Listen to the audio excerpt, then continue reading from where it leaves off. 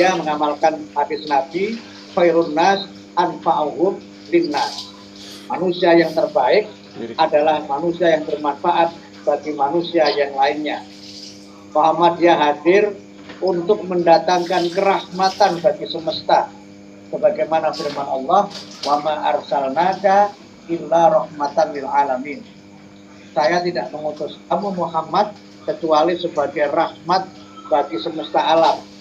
Dan kita sebagai warga Muhammadiyah itu adalah warga yang senantiasa berusaha mengikuti, meneladani, dan meneruskan perjuangan Nabi Muhammad. Tentu kita hadir untuk menjadi rahmat bagi semesta. Demi melayani sesama, demi membantu mereka membutuhkan pertolongan, sampai ada sebagian dari para dokter kita, para perawat kita yang meninggal dunia. Mereka inilah orang-orang yang menyelamatkan kehidupan manusia, yang amal-amal mereka itu nilainya sama dengan orang-orang yang mati syahid. Ini adalah satu bukti bahwa Muhammadiyah itu lebih banyak hadir sebagai organisasi yang menyelesaikan masalah, bukan organisasi yang menimbulkan masalah. Organisasi yang senantiasa hadir untuk memberikan solusi, bukan organisasi yang kehadirannya justru menimbulkan ketakutan dan menimbulkan keresahan di masyarakat. Tema kita meneguhkan gerakan keagamaan itu mengandung 3 makna selain yang sudah disampaikan Pak Kuswan tadi. Jadi kalau Pak Kuswan tadi menyebutkan 3, dari saya ditambah 3 berarti 6. Yang pertama, kita ingin menegaskan bahwa Muhammadiyah ini sejak awal didirikan adalah merupakan gerakan keagamaan. Muhammadiyah itu sejak berdiri sampai sekarang tidak berubah identitasnya. Bagaimana disebutkan di dalam pasal 4 Anggaran Dasar Muhammadiyah, identitas Muhammadiyah itu adalah gerakan Islam, dakwah amar ma'ruf nahi munkar, dan takdir. Identitas itu tidak pernah berubah. Dan karena itu maka sejak awal Muhammadiyah ini merupakan gerakan keagamaan. Dan ini menurut saya memang penting kita perkuat, karena memang ada beberapa kritik terhadap Muhammadiyah. Kritik itu misalnya menyebutkan Muhammadiyah itu sekarang lebih banyak kegiatan sosialnya daripada kegiatan keagamaannya. Kegiatan-kegiatan pengajian di Muhammadiyah itu sangat terbatas. Bahkan ada yang memang kegiatannya tidak hanya sangat terbatas, tapi juga sudah tidak terjadwal dengan baik. Ini menurut saya memang kritik yang perlu kita jawab bersama-sama. Atau yang kedua juga ada kritik Muhammadiyah itu ngajinya terlalu banyak ceramahnya, kurang banyak membahas Al-Quran, kurang banyak membahas hadis, dan kurang banyak membahas hukum-hukum agama. Kritik itu juga ada benarnya. Dan oleh karena itu maka dengan tema meneguhkan gerakan keagamaan, kita ingin Muhammadiyah ini berada pada titiknya sebagai gerakan yang memang sejak awal berusaha untuk menyebarkan ajaran agama Islam dan menggembirakan kegiatan dakwah. Meneguhkan gerakan keagamaan itu juga penting karena ada yang berusaha menarik-narik Muhammadiyah ke ranah politik, termasuk di dalamnya adalah ranah politik praktis.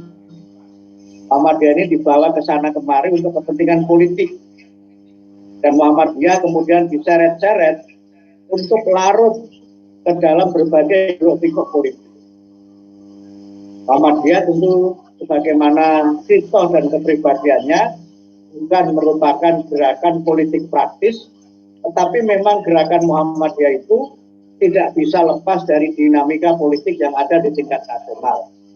Karena itu kadang-kadang Muhammadiyah juga menyampaikan kritik kepada pemerintah, kritik kepada masyarakat, tapi kritik Muhammadiyah adalah kritik yang konstruktif, kritik yang memberikan jalan keluar bukan sekedar kritik yang reaktif, kritik yang dibangun dari misalnya sikap oposisi. Muhammadiyah bukanlah organisasi oposisi, bahkan pada zaman Belanda sekalipun Muhammadiyah itu organisasi yang mengikuti aturan-aturan yang berlaku pada masa pemerintahan Belanda.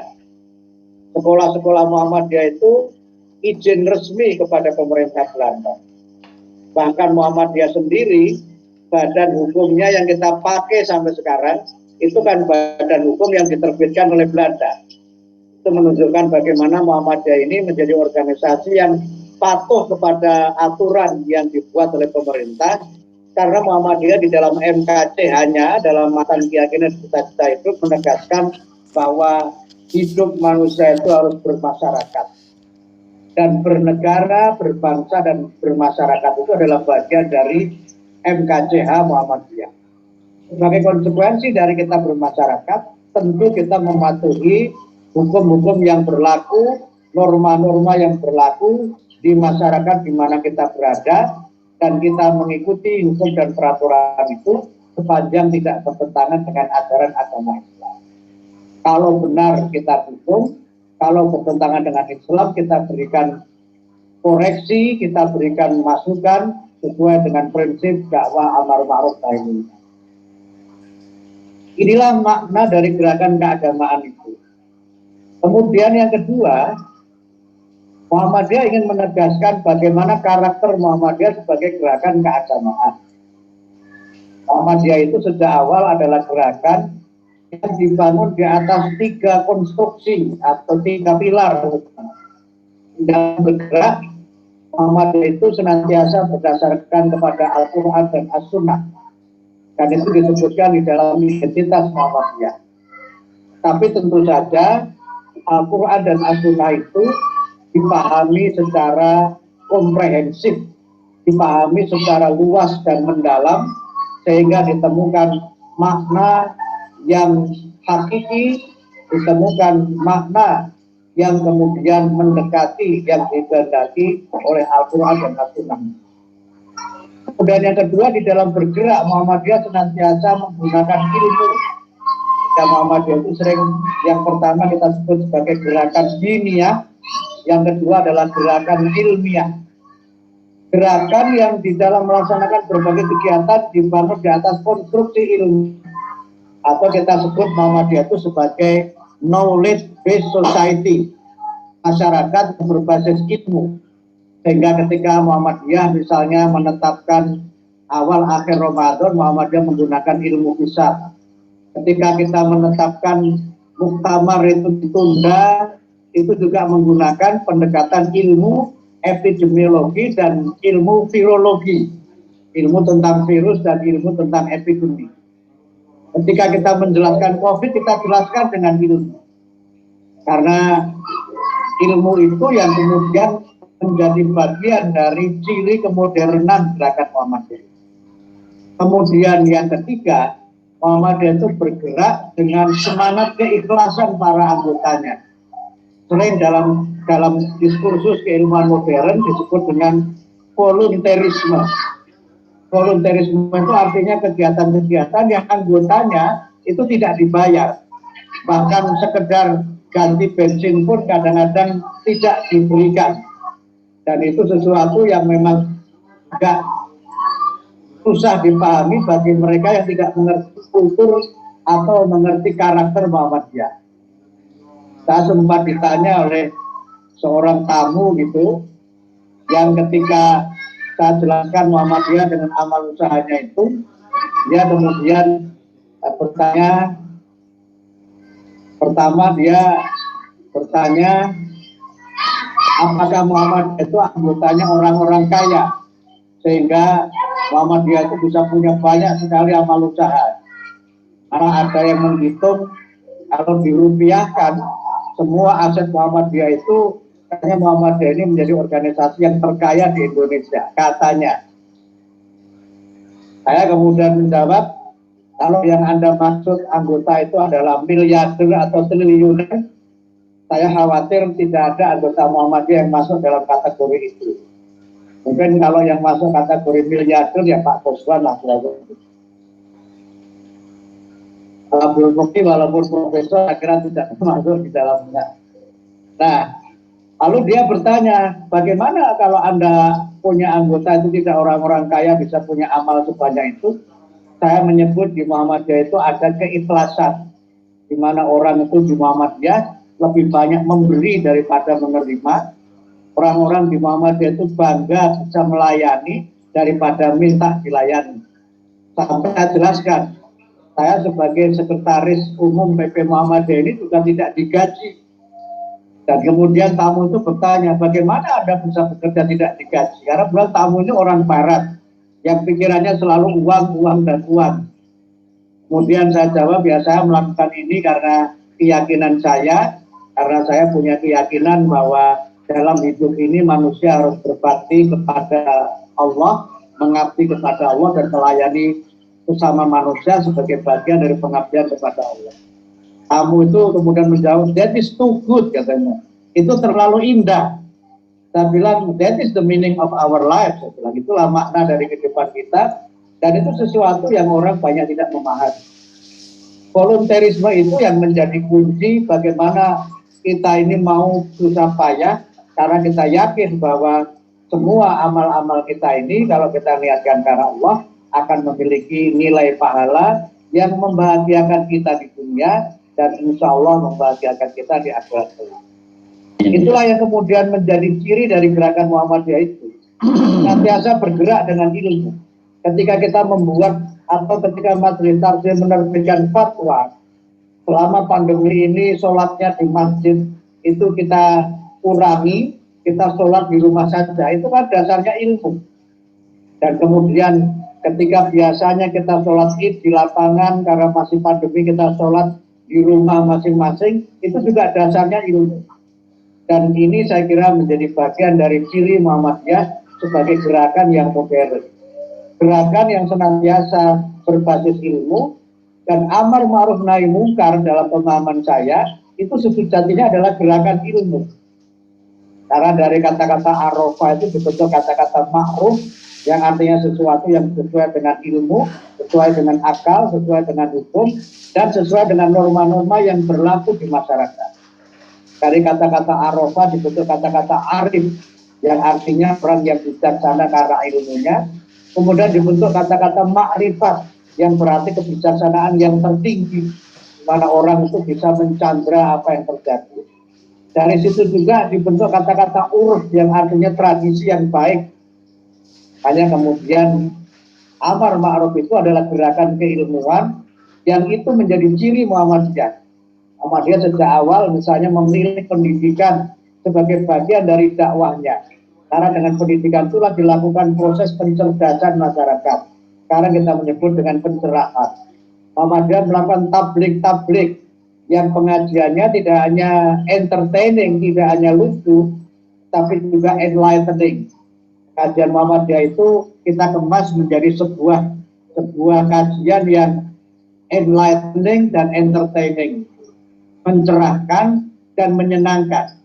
Sehingga kalau orang mengaji di Muhammadiyah, insya Allah mendapatkan tambahan ilmu dan mendapatkan tambahan wawasan, karena kita senantiasa mengkaji ayat-ayat Al-Quran dan mengkaji sunnah Rasulullah serta berbagai ilmu yang lain.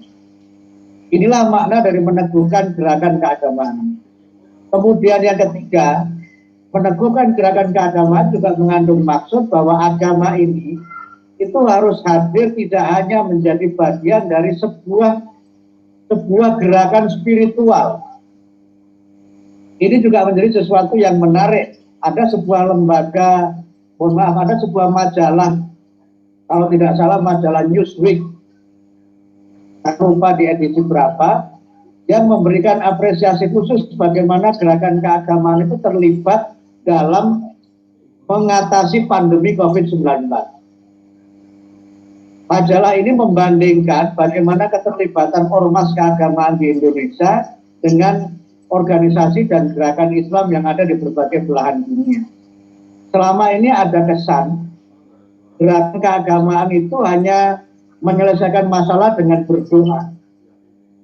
Tapi dalam konteks Indonesia, penyelesaian masalah khususnya masa COVID ini dilakukan oleh ormas-ormas agama bukan sebatas berdoa, tetapi justru melakukan berbagai macam kegiatan yang bahkan dalam beberapa hal itu tidak kalah dengan apa yang dilakukan oleh pemerintah.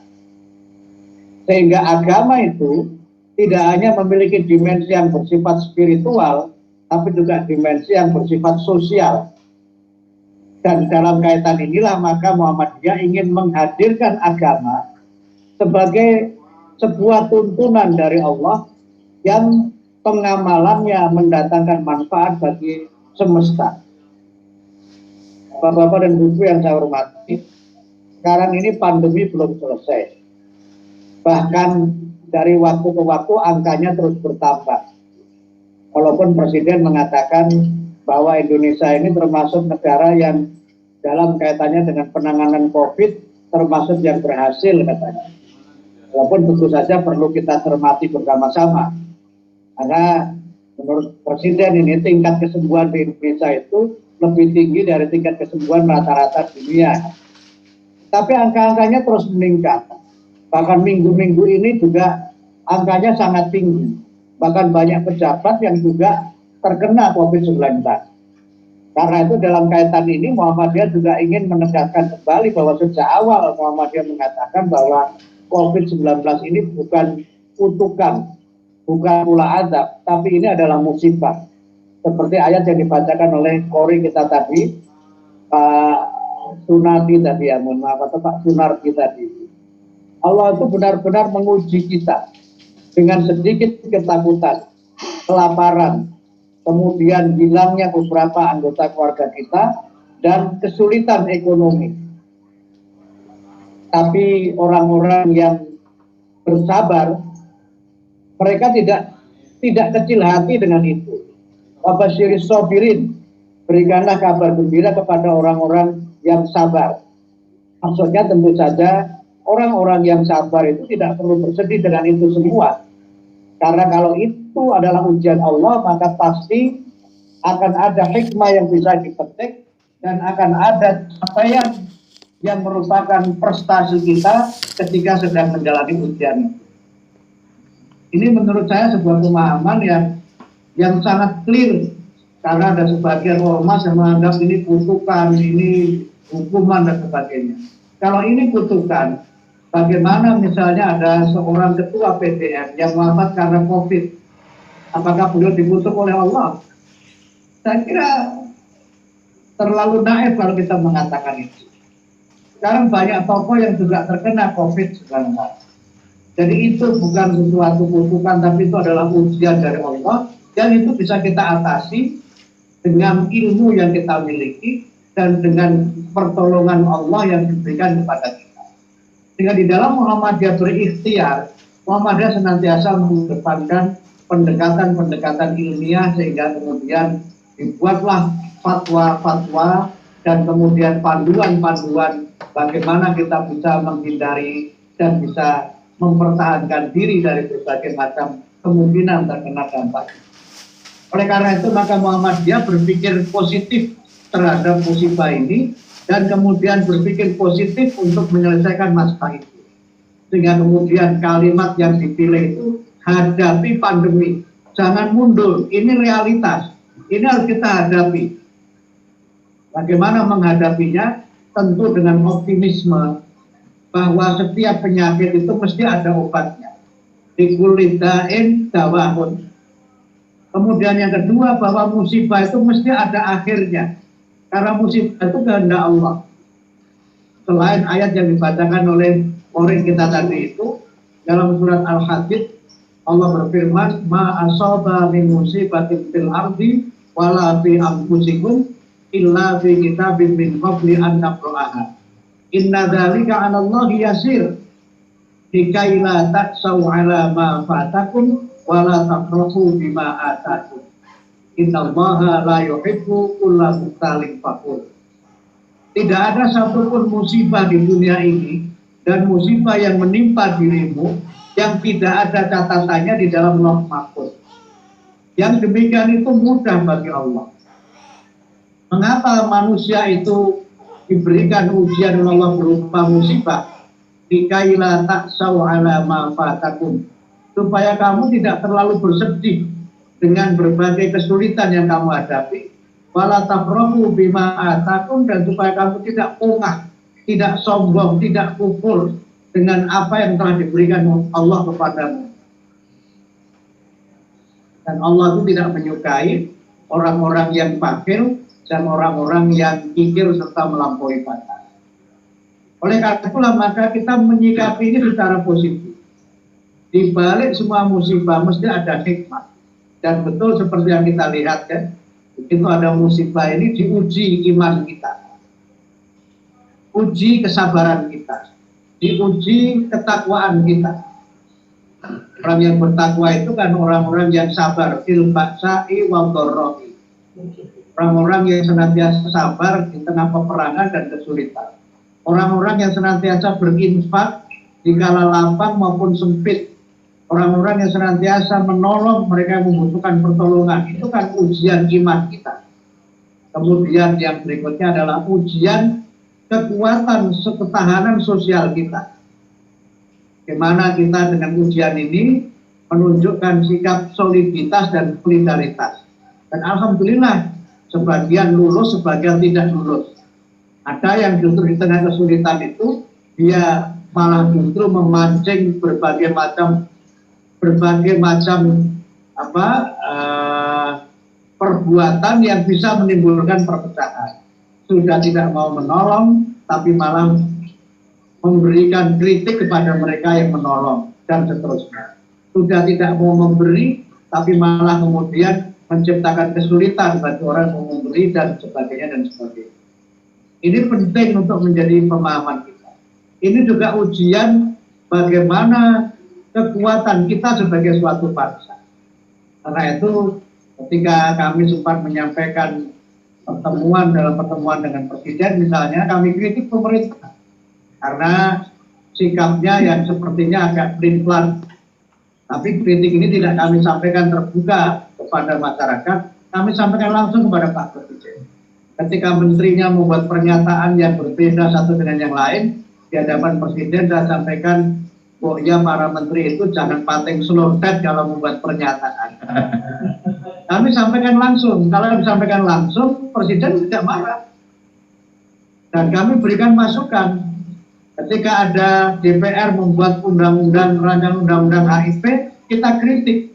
Bahkan dapat kabar begitu Muhammadiyah mengkritik, itu partai tertentu langsung rapat khusus menyikapi kritik Muhammadiyah itu. Dan kemudian akhirnya rancangan undang-undang itu di-drop oleh DPR dan tidak dibahas lagi. Sekarang DPR sedang membahas rancangan undang-undang minuman beralkohol, singkatannya minol. Karena ini satu undang-undang yang baik, yang sesuai dengan ajaran Islam, kami langsung menyatakan mendukung dan memohon kepada DPR untuk segera memproses itu. Nah, inilah beberapa cara bagaimana Muhammadiyah itu bersikap dan bagaimana Muhammadiyah menyampaikan kritik. Ketika beberapa pasal dalam undang-undang Omnibus Law mencantumkan pendidikan, Muhammadiyah bergerak bersama elemen yang lain meminta kepada DPR agar pendidikan dikeluarkan dari Omnibus dan kemudian dikeluarkan pendidikan itu. Ada 5 undang-undang yang dikeluarkan dari Omnibus Law. Kemudian ketika undang-undang itu diketok, ya kita realistis. Karena mau diprotes seperti apapun, kalau sebuah undang-undang sudah diketok oleh DPR, maka itu akan berlaku. Presiden tanda tangan atau tidak tanda tangan, undang-undang itu akan berlaku. Undang-undang itu bisa dirubah kalau digugat di Mahkamah Konstitusi, atau DPR membuat undang-undang yang baru sebagai revisi dari undang-undang yang lama. Jadi walaupun orang itu demo, kemudian teriak-teriak sampai meniren dalam bahasa kampung saya, secara hukum itu nggak akan berubah. Lalu kami membuat pernyataan itu sebagai sebuah realitas politik. Tapi pernyataan saya ini juga dikritik banyak orang, saya dibully banyak orang. Nggak apa-apa, tapi itu realitas politik. Nah, begitu Muhammadiyah menyampaikan pandangannya, dipanggil Muhammadiyah ke istana. Jadi Presiden manggil Muhammadiyah, bukan Muhammadiyah minta ketemu. Kami sampaikan catatan PP Muhammadiyah terhadap Omnibus Law. Kemudian kami sampaikan usul kepada pemerintah supaya undang-undang itu ditunda pelaksanaannya. Dan sekarang undang-undang itu kan belum dilaksanakan walaupun sudah dinyatakan sah dan berlaku. Nah, yang seperti ini kadang-kadang tidak dianggap gagah karena tidak keluar-keluar di jalan. Ya, betul. Padahal menurut kami justru itulah karakter Muhammadiyah. Kekuatan Muhammadiyah itu tidak terletak pada jumlah massa, tidak terletak pada berapa banyak jumlah kepala. Kekuatan Muhammadiyah itu ada pada gagasannya dan ada pada berapa banyak isi kepala. Nah, ini memang kadang-kadang memang selalu dilematis memang. Kalau pilkada sering kalah karena pilkada itu dihitung berdasarkan jumlah kepala, bukan isi kepala. Ini memang kadang-kadang kita kalau sudah pilihan langsung kita sering kalah karena kita lebih banyak isi kepala daripada jumlah kepala. Karena itu maka keberhasilan Muhammadiyah dihitung dari situ. Dan oleh karena itu maka ketika kami mengkritik misalnya agar dalam masa COVID ini semua mematuhi aturan, Pak. Mana-mana kita buat supaya semua pihak mematuhi aturan dan Muhammadiyah konsisten. Muhammadiyah menyampaikan kepada pemerintah supaya pilkada serentak ditunda. Ternyata nggak ikut Muhammadiyah. Rasa cilacapnya angel temen tuturane. Angel temen. Dan sekarang apa yang terjadi? Banyak calon yang COVID, gitu kan? Banyak petugas yang juga positif COVID, dan pemilu kada seperti tidak ada hajatan apa-apa. Coba kalau ikut Muhammadiyah, saya kira ceritanya akan berbeda. Tetapi Muhammadiyah dalam posisi seperti ini tentu saja harus melihat bahwa kita ini memang bukan lembaga eksekutif. Ada hal-hal yang di luar kemampuan Muhammadiyah. Karena itu kami sering mengatakan, janganlah ormas itu bergaya partai politik dan janganlah partai politik itu bergaya ormas. Karena kadang-kadang ada ormas yang gayanya seperti partai politik. UAB politik diurusi melebihi partai. Tapi ada ormas yang justru tapi ada partai politik yang justru seperti ormas. Ada masalah politik yang diam saja, malah suruh ormas yang bicara. Ini yang menurut saya memang perlu menjadi pemahaman kita, dan oleh karena itu maka Muhammadiyah tentu saja ingin menjadi bagian dari organisasi yang memberikan solusi, bukan organisasi yang menambah masalah atau membiarkan masalah tanpa masalah. Pak Ibu, sekarang ini ada 29 juta lebih orang yang menganggur, itu masalah. Mohon maaf, sekarang ini banyak yang meninggal dunia, lebih dari 17.000 yang meninggal dunia. Mereka itu meninggalkan anak yatim, meninggalkan janda, meninggalkan duda. Saya harus menyebut dua-duanya ini, jangan hanya janda saja.